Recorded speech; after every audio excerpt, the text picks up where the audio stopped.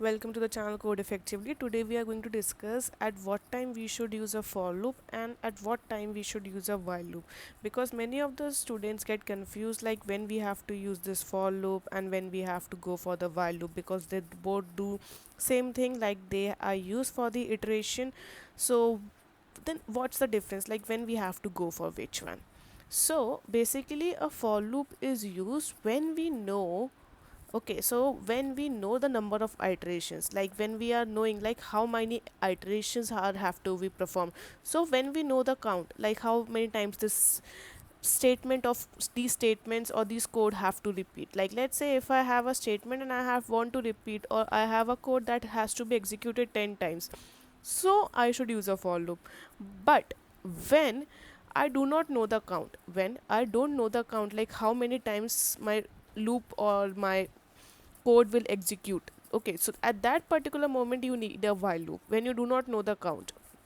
For instance, you are asked like there is a number that is given as, that could be anything. Okay, the number could be anything, and you are asked to find the number of digits in that. So you can say that the number could have any length.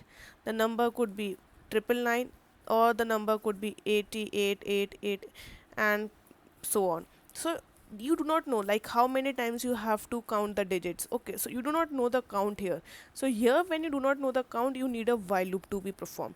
But where you know, like let's say I have asked like you have to just display, or you can just display the string, so you know like the string has to be displayed, or the each character of the string has to be displayed. So when you know the count, like whatever the string length is, at that point in times you can just write the for loop and you can print each character. So at this point you know like what is the count. The count is length of the string, so you can go for the for loop. But when you have to use the while loop, when you do not know the count, as you can see from the syntax also, in a for loop you have, here you are initializing. Okay, and then you have a condition, and then you are having a updation.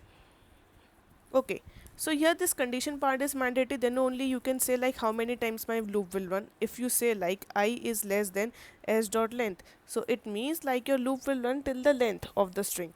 So that makes sure like this is the number of count. So whatever the string will be, whatever the length will be, that will be the count. If let's say the string length is 15, so 15 is the count.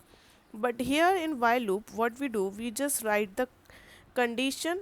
Okay, so the condition here is like just we are checking, we are not having any initial values here, or initial values are been at the top, but here in the while loop the condition goes on, and the condition could be like here the number could be greater than 0, whatever the number could be. So it, if the number is let's say 1000, so the loop will run for 1000 time. If the number is greater than let's say 1 lakh, so the number will run from above 1 lakh time, the loop will be running for 1 lakh time. Here you do not know like when the loop will end, it all depends upon what the user has been input, what the condition could be.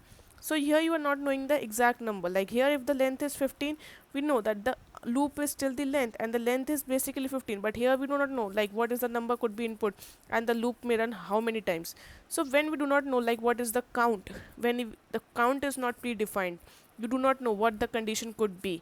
The condition might change depending upon the user, and then the for loop or your code could change. At that particular moment you should always go for a while loop when the things are uncertain. Okay, when the things are uncertain and you are not known, like you do not know, ask yourself, do not know how many times will this loop run. You do not know, so that's the point you are using a while loop. Okay, but here if you know like the things are certain, I know that the string length or the length will be this much, or my the for loop the I value should will be always be less than 100, so I know the endpoint like it is 100.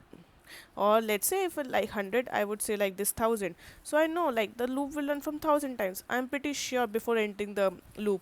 But here I cannot determine, depends upon the user what is the value of n. So here you do, the conditions are certain, and you know like how many times before even ending the loop it will run, how many times the loop will run, then you should go for the file for the for loop. So that's the difference between for and while loop usage. I hope you like this video.